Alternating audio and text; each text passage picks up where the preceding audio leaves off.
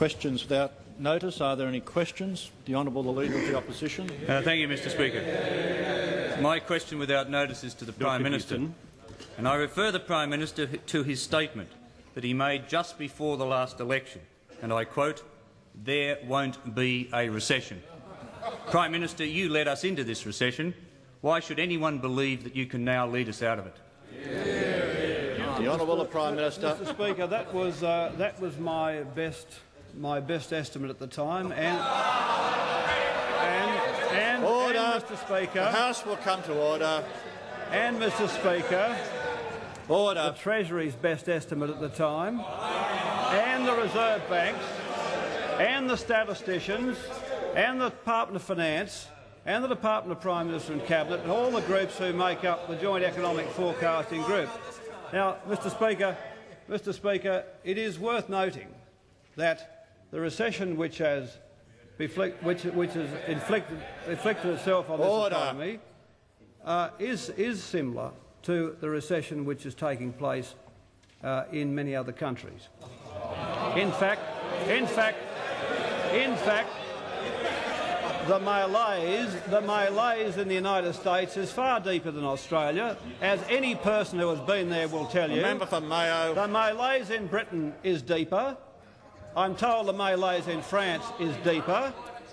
And, Mr Speaker, I suppose it should have come as no great surprise to any of us that in the decade of globalisation of financial markets, of the capacity of satellites to transmit financial data, of the proliferation of computerisation and open markets, and the growth in credit, that the Roaring '80s produced a greater roar and tumult than the Roaring '20s, and yet the stock market crash,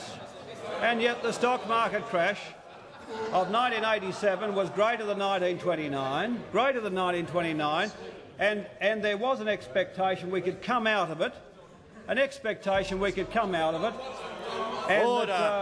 And that we could do so without much damage to product or to employment. That was our best intention. That was the intention of every monetary authority and government around the world. But the point is, financial institutions could not continue to bank companies and lift the price and keep the buoyancy in financial assets.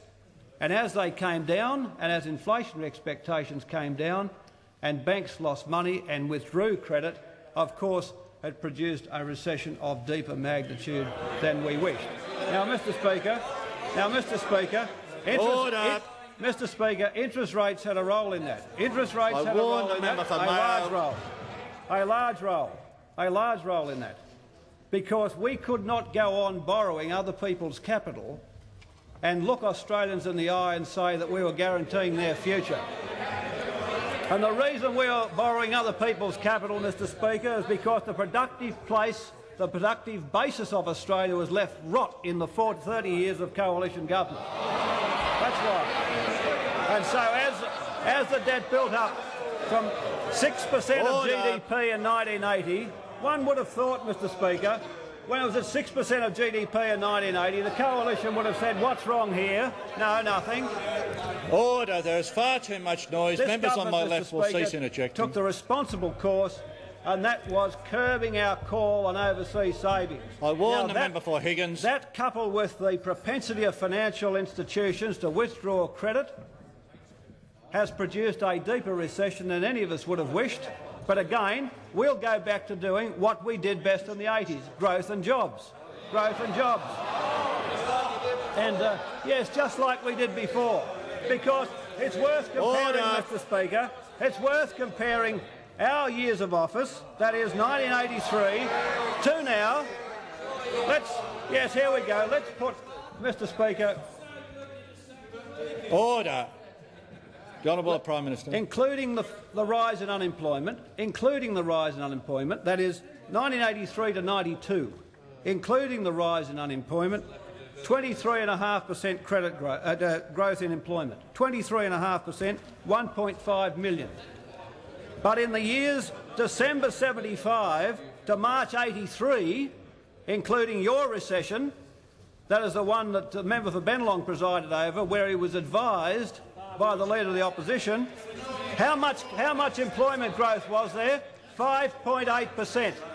5.8 compared to 23.6, 3/4% a year compared to 2.5, and the result is, and yet they're prepared to say, and order. Remark, If the honourable member for Bennelong and the honourable member for Mayo continue to interject, I will name it. The Honourable Prime Minister. That when we go back to doing what we did best, growth and employment, that is why, Mr Speaker, I don't have any trouble looking the Australian people in the eye and saying we will get out of this recession, we'll come back to a recovery, and we'll go back to giving them growth and employment, which you never understood, which you never regard as a priority, and which you were never able, either with the wit or intelligence, to produce. The honourable member for Parramatta.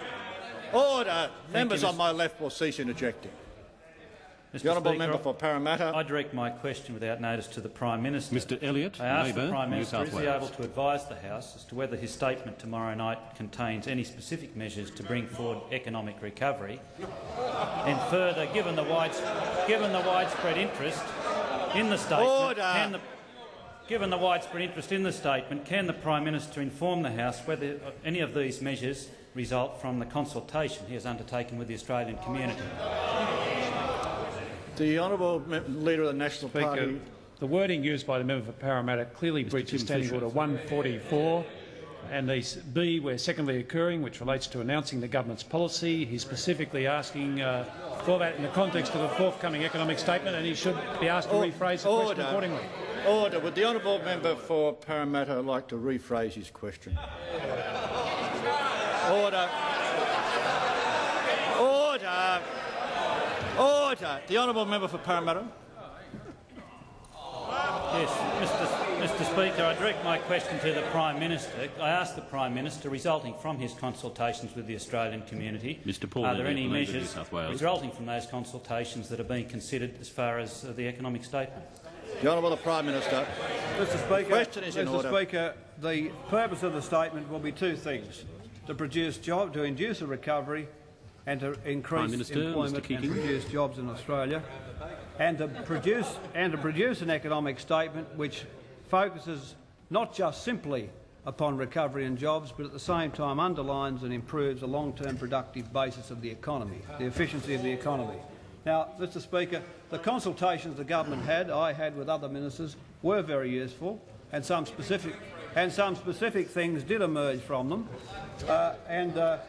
as a result, we saw the business community, trade unions, community organisations, the states and territories, and it was of value. But I must say, Mr Speaker, that the Leader of the Opposition, Dr Hewson, would have no truck with talking to the business community. He said under this headline, Hewson bags business chiefs. Dr Hewson condemned Mr Keating's consultative program, which moves to Sydney next week, and accused the government of not understanding the economic problems. You aren't going to understand it by taking a few business leaders and a few Labor leaders in a plush government office. That's what his view of it.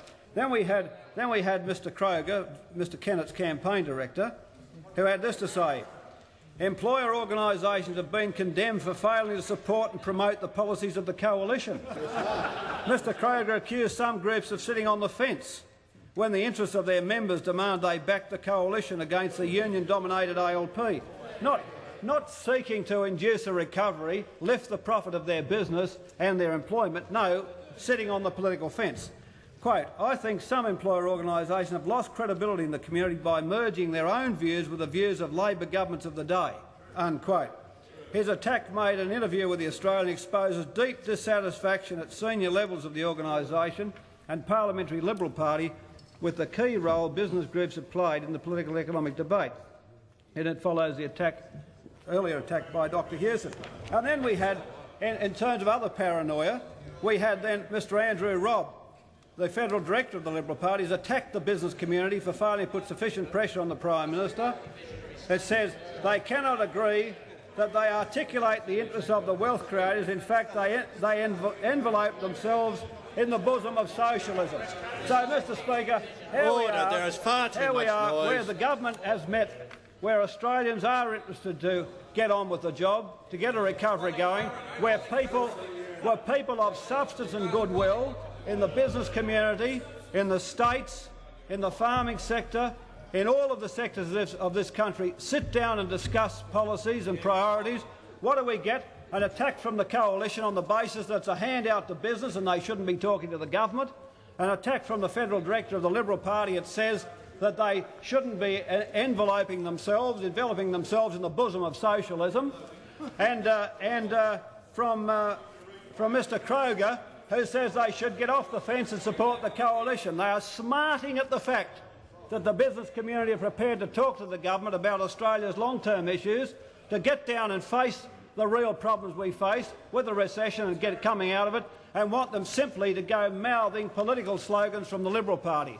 If this is how the Leader of the Opposition thinks policy should be made, that without consultation, without regard to the people who create wealth or run employment in this country, then I think he's very sadly mistaken and, of course, simply tries to push the business community into being lackeys of a partisan political organisation. The Honourable Leader of the Opposition. Thank you, Mr Speaker. You'll have to do a lot better than that. My question without notice is to the Prime Minister. Order. And I preface my question by reminding the Prime Minister of his recent commitment to tell the truth. The Prime Minister would not have forgotten another statement that he made just prior to the 1990 election when he said, and I quote, "We won't let there be a recession." I therefore ask Mr Recession, with 1 million unemployed, how can anybody believe anything you say tomorrow night? The Honourable Prime Minister. Mr Speaker, I just simply make this point, that in the years this government has been in office, it's done more to change and remodel Australia, to give Australians hope, than any government in the post-war years. Order. That the debt and credit binge of the 80s, and after all, Mr Speaker, what was the government doing all this? It gave the private sector of Australia 7% of gross domestic product by cuts in government spending. We handed the private sector of Australia and said, here's $30 billion a year. Go and spend that on investment. That was what we did. That's what we did. And the fact that it was spent often on investments which were not productive, that it lifted to a call in overseas savings which we couldn't abide with, that imports were spiralling to levels which the current account couldn't tolerate, that there was pressure on the inflation rate, we did the correct thing and tried to pull the nation's living standards back into that which could be afforded within our national savings. And that compounded by the fact that we saw a withdrawal of credit around the world, not just in Australia, and a recession and a slowdown in the economies of the United States, Japan, France, Britain, Canada, amongst others, has produced for us lower prices, lower national wealth, and as a result we've had a greater consequence in terms of the recession. But the fact is, Mr Speaker, we will do with this recovery what we did with the recovery left from the recession you left us. That is, we'll get on with the growth. I mean, I don't remember any contrition from the member for Bennelong when he sat over there in opposition in 1983, leaving us with a massive structural budget deficit, leaving us with 10.5% inflation, not 1.5, leaving us just on 11% unemployment, leaving with a smashed profit share and smashed investment. I don't remember any acts of contrition by the member for Wentworth in any of the columns he was writing. No, he slunk off back to private life and left us with the wreckage, which we then turned into 1.5 million jobs when we pulled the structural budget deficits into surplus, when we pulled the inflation rate down for the first time in 2 decades, when we preserved 1.5 million jobs to this day from 1983 against your paltry 350,000 in your period. And you ask what they can expect from us. What they can expect from us is the kind of recovery and growth and employment that they had in the 1980s coming out of the wreckage you left us. That's what they can expect from us. But we won't be doing it by a savage tax levied on the low paid to give the high paid a tax break. We won't be We won't be doing it by a subterfuge, the camouflage of a nasty tax buried in a heaps of ons and offs in the budget, a nasty and savage tax built in there. We won't be doing it by those sort of subterfuges. We'll be doing it by a proper process of policy and recovery, induced with the cooperation of the broad sectors of this economy, of this society, from the business sectors through to the unions. That's how we'll govern Australia, as we did in the 80s, to get the growth back, and with it, a continuing growth in manufactured exports, a continuing change in the current account, all the things you could have only dreamed about but never really hoped for, and think you could come back here now with a sort of a package of miserable accountancy. Order. And think that passes for a package of miserable accountancy, thinking that passes for real policy. You've got to be cracking jokes. The honourable order. The House will come to order. The honourable member for Hinkler. Speaker, my question is directed to the Treasurer. I draw the Treasurer's attention to recent data showing order. that credit... If the honourable member for Gippsland interjects again, I will deal with him. The honourable member for Hinkler. Mr. Speaker, my question is directed to the Treasurer, and I draw the Treasurer's attention to recent data showing that credit provided to the private sector by financial institutions fell by 1.3% in 1991. Will the Treasurer advise the House of what action, if any, the government has taken which will improve the availability of finance to the private sector and so assist the process of economic recovery? The honourable Treasurer. Mr. Speaker, I thank the honourable member for his question. The government has, of course, been monitoring the supply of credit in Australia, and of course this has been done in the context of a deregulated financial system, where of course the measures of credit have changed significantly, and the ability to affect the supply of credit have also changed significantly. And whereas in the regulated financial system, with which our opponents on the other side are much more familiar, the government could more directly affect the supply of credit. Of course, in a deregulated system, it cannot nearly so directly do so. And so the government has been concerned about ensuring that in the context of a recovery, an emerging recovery, a recovery which the government intends to further encourage, that there is an appropriate response from the financial system to ensure that there is sufficient credit available to support that, recovery. In the context of the consultations which the government undertook earlier this year, there were a number of points put to us by companies, both large and small, about the availability of credit in Australia, and some observations were made about the conduct of the banks. The government also, of course, during that process discussed these issues with the leading banks that came to see us. And the banks had their own stories to tell about the problems which they had to confront in the context of a deregulated system, getting used to that, the other events during the 80s, and the excesses, of course, which occurred during that time. And they gave their own explanation for what had been happening and what was happening now. They also suggested some measures to the government which might ease the situation. But in this general regard, Mr. Speaker, I sat down with the representatives of the 4 leading banks, together with the Governor of the Reserve Bank and the Secretary of the Treasury, and had further discussions with them last week. And I'm delighted to say that the banks have, in the context of those discussions, welcomed the government's plans to provide some stimulus to the economy, to promote economic activity, and they have said that their lending policies will be fully consistent with the government's objective of trying to encourage such a recovery. They have reaffirmed their keenness to lend for sound commercial propositions, and the chief executives went on to say that they would reinforce this policy with their lending staff. I will later today be issuing a statement which contains the sentiments endorsed by the 4 the executives of the 4 major banks who came to see us. So I just want to say, Mr. Speaker, that the government very much welcomes the response of the banks. We recognise that they have been going through some difficult times, but this is not, at the time of an emerging recovery, a recovery we wish to bring on and promote, not the time for us to be continuing to make criticisms of the bank and their conduct, but rather to ensure that the banks have the capacity to provide the credit necessary to encourage the recovery in the Australian economy.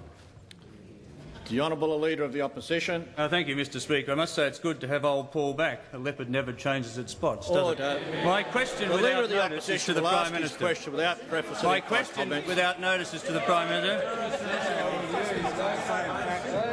My question without notice is to the Prime Minister, and I again remind the Prime Minister that he's promised to tell the truth to the Australian people. So I ask the Prime Minister, why did he fail to tell the truth back in November 1990 when, in admitting to the recession, he said, and I quote, "I knew there had to be one, but I didn't want to tell you"? The Honourable Prime Minister. Mr Speaker. Order. Mr Speaker, there's always the House will come to order. Play on words between slowdown and recession. A play on words between a slowdown and recession. As Mr Speaker, as the House will remember, we had demand running at twice the production of the economy. Twice the production of the economy.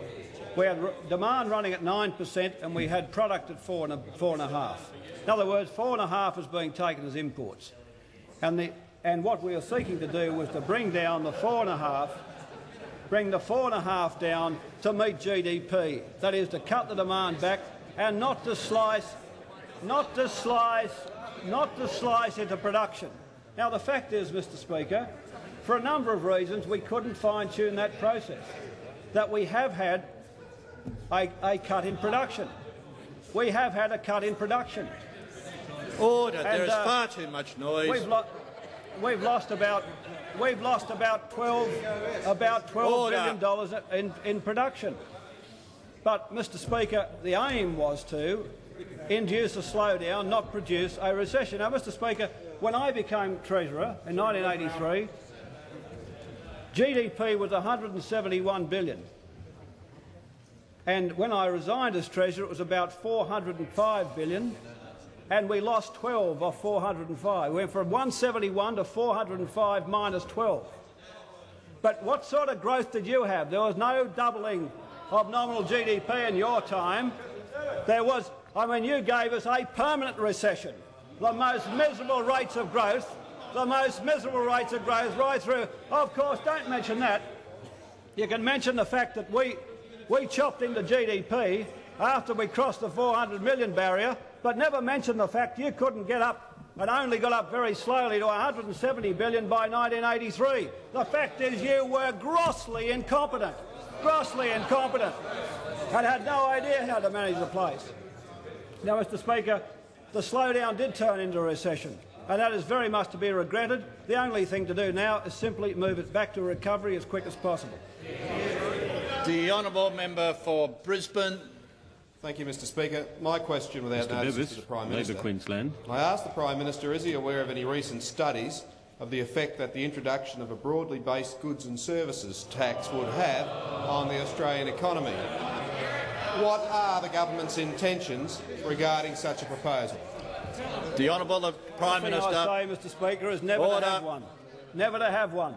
That's the first intent. Never to have one. Now, Mr Speaker.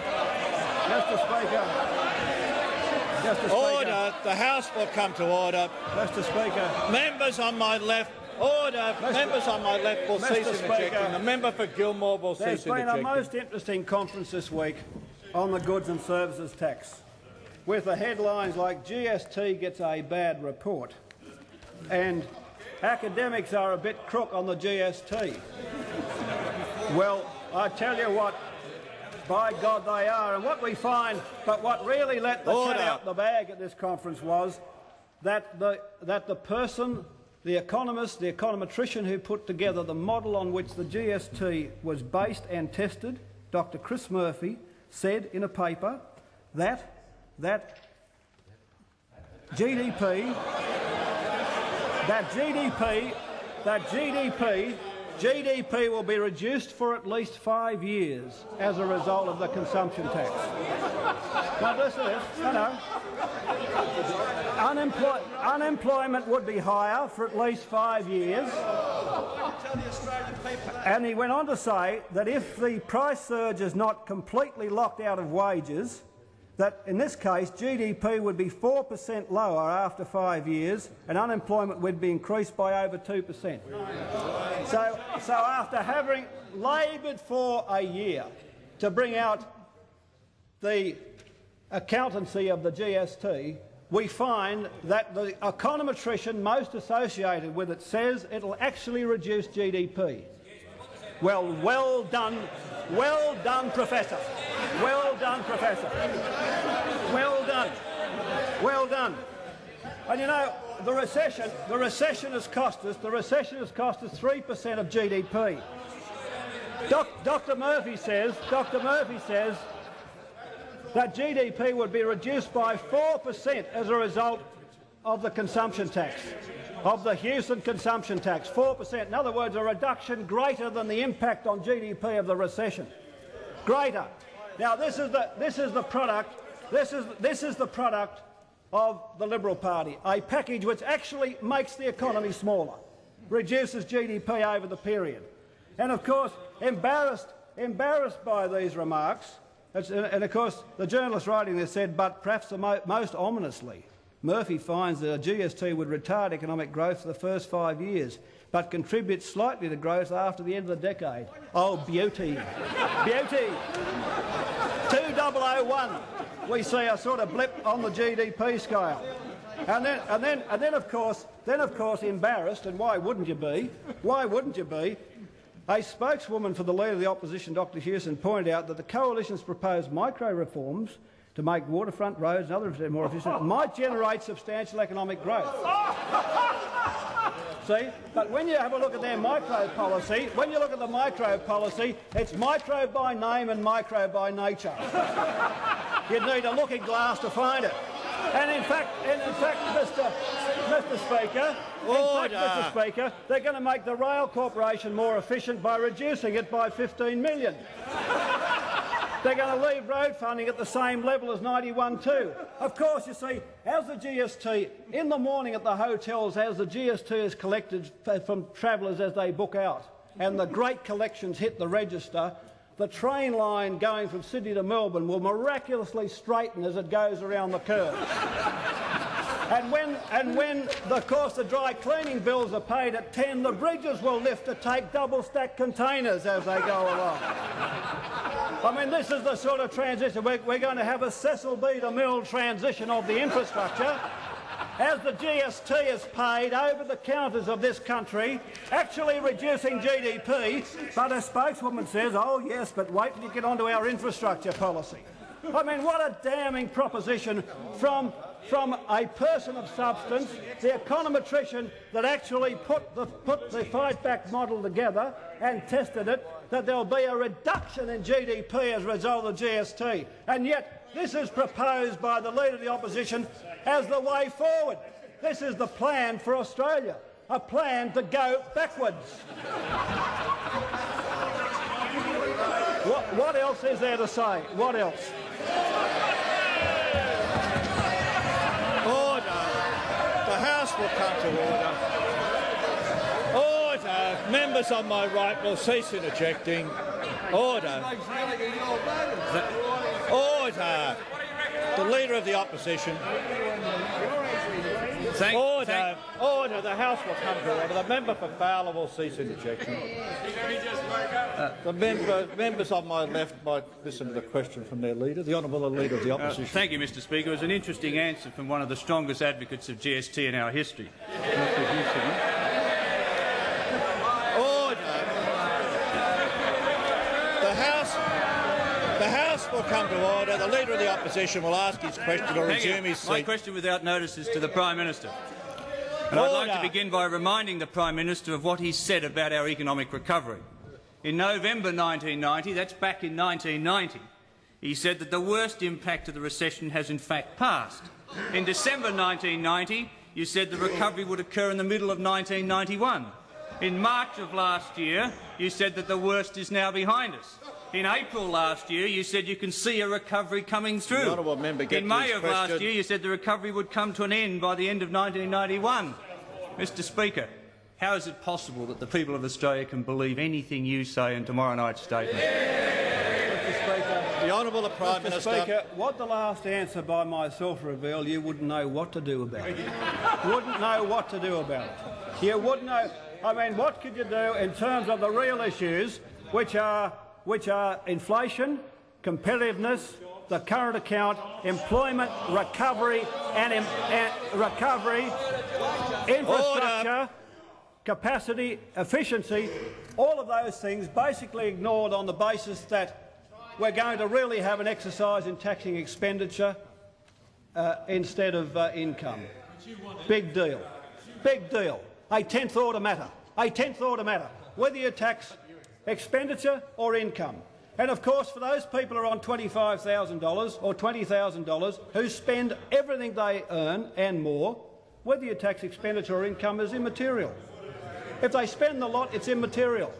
But basically, you've got a proposition. If you're on $20,000, you spend everything you earn, so whether it's taxed as you earn it or you spend it is immaterial. But the person on $150,000 who spends $60,000 and keeps $90,000 in the bank and isn't taxed upon that, and not only that gets a tax break as a result, you think that kind of blatant regression, and unfairness can actually deal with recovery, employment, inflation, infrastructure, investment, production? You've got to be joking. So what is the point? Whatever I've said, we're the only party with the capacity to bring Australia back into recovery. It's irrelevant. You can go quoting me for days if you like. The fact is, we had to do your dirty work in the 80s. Clean up after you in the 80s, and we'll fix this recession and bring it into a recovery. And we won't be relying on some accountancy operation to belt some low-income earner and try and transfer some of his wealth to the high-paid while trying to pretend, a spokeswoman says, if you read our infrastructure policy, that you can actually do anything about the real issues. And when the head of BHP comes to see us, or the head of the ANZ Bank, or the National Australia Bank, or Westpac, or the industrial companies, you say you blackguard them as businessmen looking for handouts. I mean, that's your idea about getting Australia together. That's your idea about a recovery. So you can quote me as much as you like. You wouldn't know what to do. The honourable member for Port Adelaide. Mr Speaker, my question is to the Minister for Employment, Education and Training. Has the Minister's attention been drawn to proposals to compel job seekers to acquire a list of certificates showing that they are looking for work as a prerequisite to receiving unemployment benefits? What are the government's intentions in this matter? The honourable Minister. Yes, I have in fact seen propositions. It's in that huge document of 800 pages which the opposition invites the country to judge by its weight, not its content. The Prime Minister has had something to say. About the content of that particular paper. Order. And the House will come to order. And what, of course, it conceals. Order. Members on my left will cease interjecting. The Minister will resume his seat. The House will come to order. Order. The Honourable Minister. So, some of us, Mr Speaker... Order. Some of us, Mr Speaker, of course, have both. But in this particular case, they miss out on the content side, because what that GST package envisages, though none of the dancing claqueurs on the backbench of the Liberal Party comprehend it, none of them comprehend it, is that it contemplates a period of sustained high levels of unemployment. It sits there, and the hypocrisy that comes in behind the questions that are asked of us here today about what our attitudes are to the question of unemployment, the hypocrisy when it is understood by those who devised that package that it contemplates and relies upon for its success relies upon for its success sustained unemployment and falling real living standards as a result of its implementation, is a feature of it. When they comprehend that, they know the really genuine hypocrisy that has been forthcoming in the lines of the questions. But there are some interesting features to it nevertheless. In the circumstances where they're going to contemplate continuing unemployment, they have, of course, to deal with the problems of the unemployed. And what is there to deal with in the problems of the unemployed? Not an understanding that many of those are out of work because of structural changes, many of which that they may well want to implement or expand on were they to get into office. No comprehension that unemployed persons are breadwinners. What it is a sort of 1980s moronic attitude to the question of the unemployed being essentially undeserving. And therefore, after 6 months, what they are required to do is to seek certification from businessmen to say that they are actively seeking work. Now, there are two sets of people monumentally persecuted in this package. One is small business and the other is the unemployed. And in this element of the package, they both get hit. In requiring approximately 500,000 job seekers written certification from 2 employers each fortnight, a total of 26 million certifications would be needed each year. 26 million certifications, written certifications from small businessmen and others are going to be required each year in order for this to be implemented.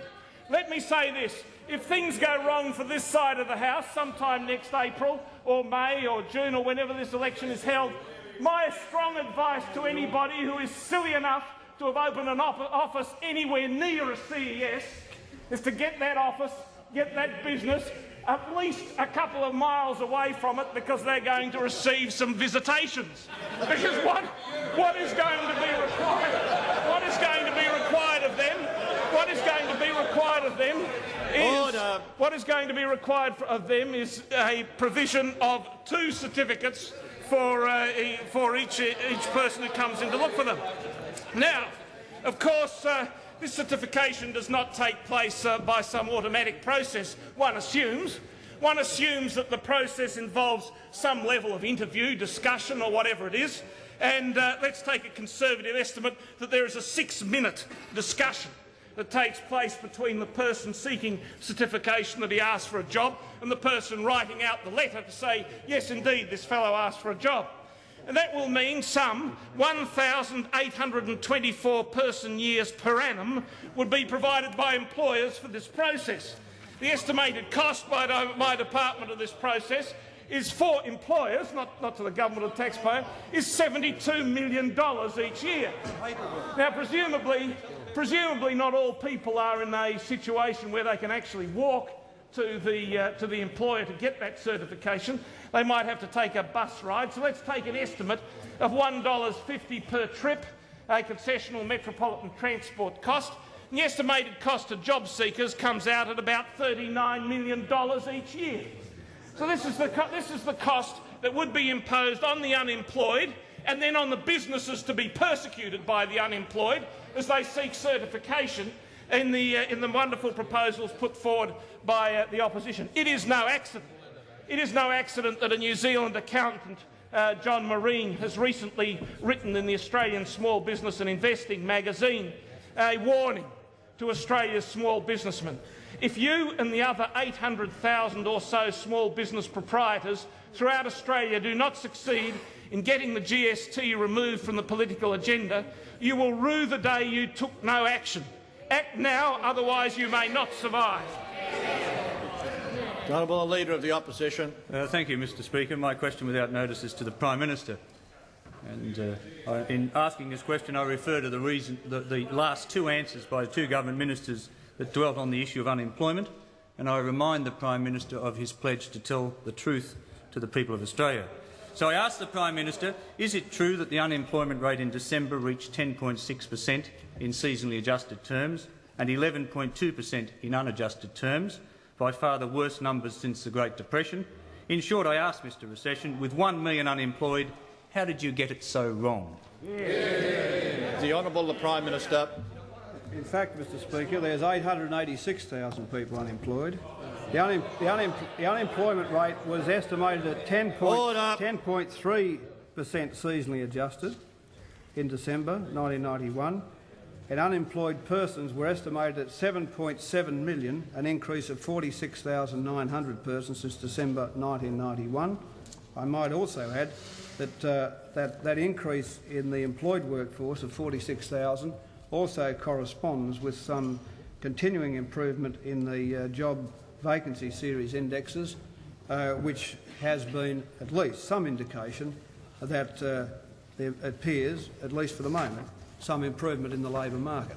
Now, the fact is, Mr Speaker, again, it is growth and only growth that can do these things, that growth that can change the pattern of the labour market. And that growth has got to be built upon competitiveness, and that is what the government will be about, and that's very much what the tomorrow night statement will be about, inducing a recovery, producing employment, jobs, to actually get on with the task of getting those numbers down and building on the numbers which we have seen in this period since December. The honourable member for Capricornia. Mr Speaker, I direct my question without notice to the Honourable the Treasurer. And I ask, will the Treasurer advise the House the progress of the government's initiatives to extend superannuation coverage for Australian workers and also the prospects for further extension of superannuation coverage? I ask this in view of the alternative policies being advanced which would undermine the incentives to save for one's own retirement in the future, also which would heavily tax superannuation funds and would place restrictions on lump sums, rollovers, and also restrict the age of retirement from 55 up till 60. Order. The question was to the Treasurer.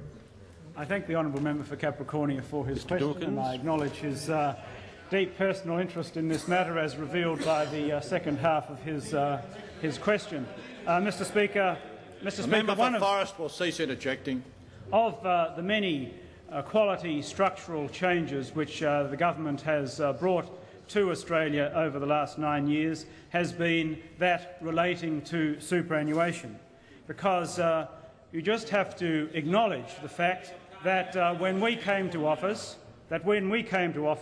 only 40% of the workforce had any superannuation coverage at all, and many of those, of course, were in the public sector, and those who were in the private sector were overwhelmingly those who were in management or other executive positions. This was a matter which did not concern the Liberal Party of the 70s or of the early 80s. They saw the superannuation arrangements, its preferred treatment through the tax system, as something which was a legitimate right of those people who were on high incomes and not something which should be accessible by those on lower incomes, the overwhelming majority of the workforce, that is. So the government set about the task of not only trying to produce a change which had an important social dimension, but also had an important structural change in terms of providing an incentive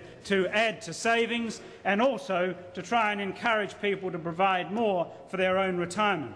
And therefore the government set about, through the extension with the trade union movement, the extension of award superannuation, by changes to the taxation system which focus superannuation benefits on retirement provision, and of course by making the system fairer to extend the access of Australian workers to superannuation. And we now can reveal that by July of last year, nearly 80% of workers in this country, working men and women, had some superannuation coverage. That is, from 40%, highly skewed towards the public sector and higher income groups, to 80%, a much more general coverage of Australian working men and women. And we intend, of course, to continue our progress and the extension of superannuation generally, partially through the extension or through the introduction of the superannuation guarantee levy, which will ensure that those who have an award requirement actually comply with it, and will also ensure that over time a superannuation provision is extended. It will also, we will also look, as as my predecessor announced at the time of the last budget, at a review of some of the taxation provisions, particularly in the context of the introduction of the superannuation guarantee, and we are also looking at the question of prudential supervision of the superannuation industry. Now, Mr. Speaker, it's in that context that you have to view the proposals of the opposition in relation to superannuation. Firstly, it should be recalled that the Liberal Party has never liked the idea of superannuation, has never liked the idea of extending superannuation to ordinary working men and women in Australia. This was something which was not supposed to be available to them. And that is why the opposition has gone to such lengths to introduce a policy which will in fact confound the basic objectives of the extension of superannuation to ordinary working men and women. They have promised simplicity, and yet their proposals involve enormous complexity. It would be an administrative nightmare, particularly for those who are involved in defined benefit schemes. It would increase the cost of running superannuation schemes, thereby reducing the benefits that would flow to employees in retirement. It would increase the tax on superannuation funds. It would increase the risks carried by employers, especially those who have defined benefit schemes, and it would drastically curtail, and do so retrospectively, an individual's freedom to choose to take a lump sum benefit. Now, once this proposal was made available, of course, not surprisingly, it met with significant criticism from the superannuation industry. And so we have seen a process of scuttling, a process of duck shoving on the part of the opposition as they try and work out what they're going to do with this crazy mess that they have created after months, if not years, of agonisation. And so it was last Friday. That the Leader of the Opposition announced in an interview with the Financial Review that he had set up a consultative group of 4 or 5 superannuation and actuarial experts to review the details of the policy.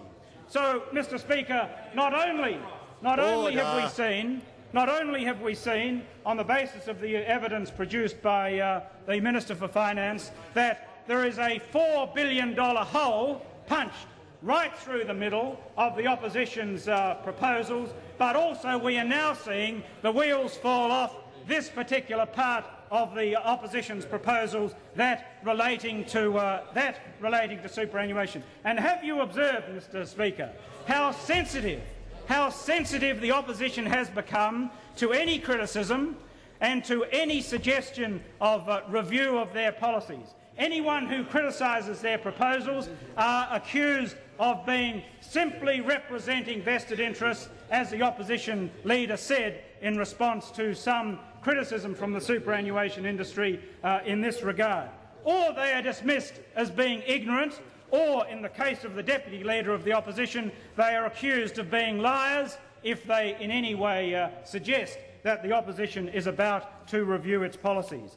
But review they will, and review they must, because the policies which they have proposed are, of course, terribly complicated and, of course, will have entirely contradictory outcomes if they were to be pursued. So what we are seeing here, Mr. Deputy Speaker, is the beginning of a process which will continue over time as more and more of the opposition's proposals are subjected to greater and greater scrutiny, and as more and more of the weaknesses are revealed. And little by little, bit by bit, we will see this policy fray, we will see the wheels fall off, until you are left with only one thing, and that is this central piece of irrationality, that is a tax on clothing and food of every Australian in this country. The Honourable Leader of the Opposition. Thank you, Mr. Speaker. It's hard to have a debate with people that don't read and misrepresent the facts. My question without notice is to the Prime Minister. Order. My question without notice is to the Prime Minister. The House will come to order. Order. The House will come to order. The Leader of the Opposition will ask his questions. He will not comment on the previous remarks made by the Minister. My question without notice is to the Prime Minister. Order. And I preface my question by reminding the Prime Minister. of his previous boasts about his economic management.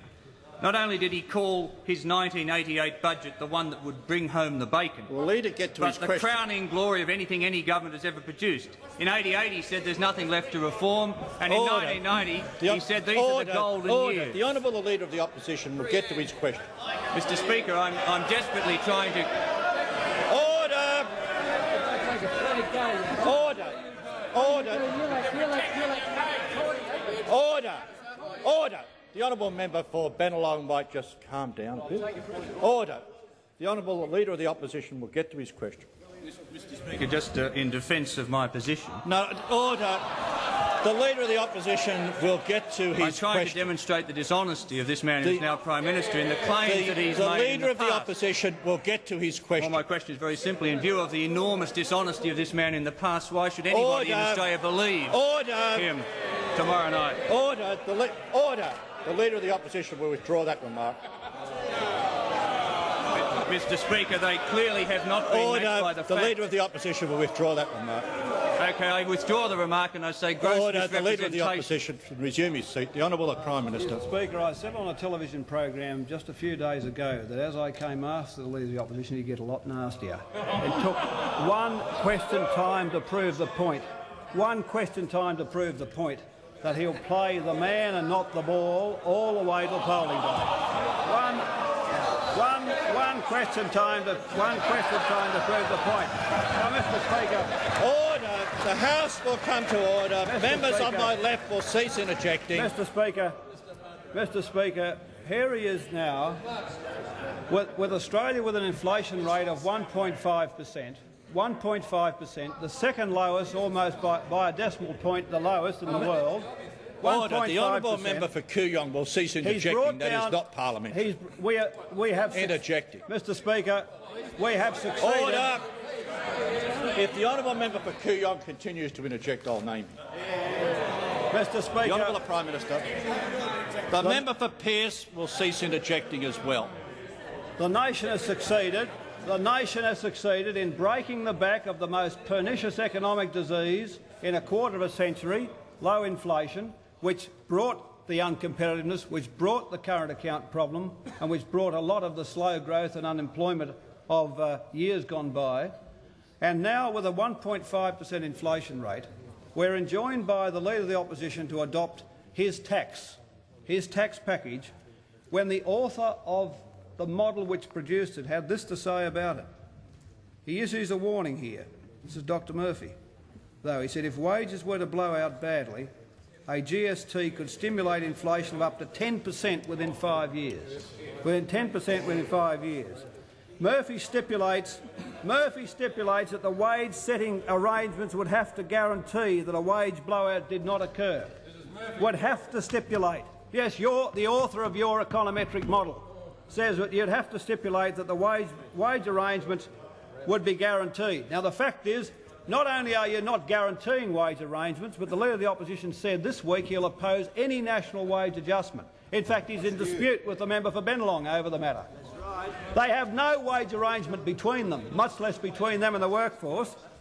And the result is, why would a worker who's being belted with a consumption tax and given a tax cut, the tax cuts of which are worth half of the proceeds of the consumption tax, half, and if you're on the low end, you get much less, of course, than people on the higher end of the income scale. Why would a person like that accept such an impost and say, oh, that's all right, I'll give you a wage discount. We'll keep the inflation rate at 2 or 3%. Of course they'll claim it in wages. And what will you do about it? Put out a press release? Poke your tongue out outside your office? What do they do about it? As inflation starts whirring up to 10%. And yet, after labouring for a year to bring forward this mouse, which is actually going to reduce GDP and put our inflation gains at risk, you're on about 1988 and what the outcomes of that budget and the budget forecast were. I mean, this is 1992, we're about moving into a recovery, we're about preserving low inflation, and you produce a proposition which reduces GDP and risks blowing inflation back into double digits. God. The honourable member for Ford. Thank you, Mr Speaker. My question is directed to the Minister for Social Security, and I ask, has his attention been drawn to reports that 1 in 4 Australians is dependent on the social welfare system? Ms. Crawford. Can the Minister advise Labour, the House Queensland. of the proportion of the Australian population currently receiving social security payments and have been doing so since 1983? The honourable Minister for Social Security. Mr Speaker, I am aware of some newspaper reports which I think must clearly be put in the category of beat-ups on this matter. I think if anyone read yesterday's front page story in the Herald Sun, which had the headline 4.5 million Aussies on welfare, I think if they read that story they'd be forgiven into believing that my department was simply embarked on a recruitment campaign. Now let us have the facts. Yes? Let us have the facts. The first point to make is that the proportion of the population today dependent on welfare is less than it was in 1983. That is, despite the great growth of the aged population in this country, despite the difficulties of the recession, the proportion of the population on welfare today is less than what we inherited from the present opposition. Now, let me just give the figures. Yes, for the noise interjector over there, we've got, of course,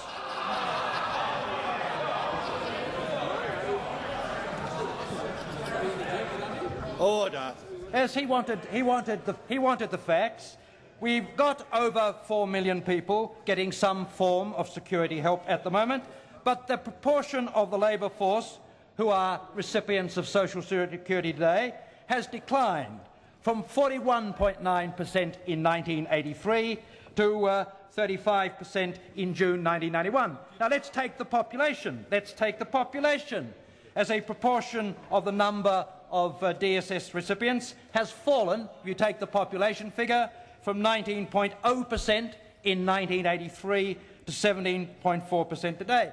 And I stress that that has occurred despite the severity of the present recession and despite great growth in the aged population. And why has it been achieved? Because we inherited from you a loose, overpopulated, untargeted social welfare system, and my predecessors have in fact produced a structured, targeted system in this country, correcting the inept controls over fraud that characterised your period. We have been able to turn round those arrangements. Again today, we spend approximately 7% of GDP, gross domestic product for the member for Franklin, 7% of GDP on social welfare, and that is approximately the same as was spent in 1983, despite the severity of the recession, despite the growth of the aged population, and despite the fact that we've been able to make very significant increases in the rates of pay to the less well-off in this society. Just let me exemplify some of the real increases that have taken place under this government because we've managed to have a targeted welfare system. Payments for children in low-income families have increased in real terms in the 9 years of this government by 52% for children under 13, in real terms 52% for children under 13, and by 121% for teenage children. Payments to sole parents with between 1 and 4 children have increased by around 16% in real terms, and if you take in our increases in rent assistance, by about 24%. The basic pension rate has increased in real terms by almost 12% under this government, and rent assistance has increased by between 78% and 137%.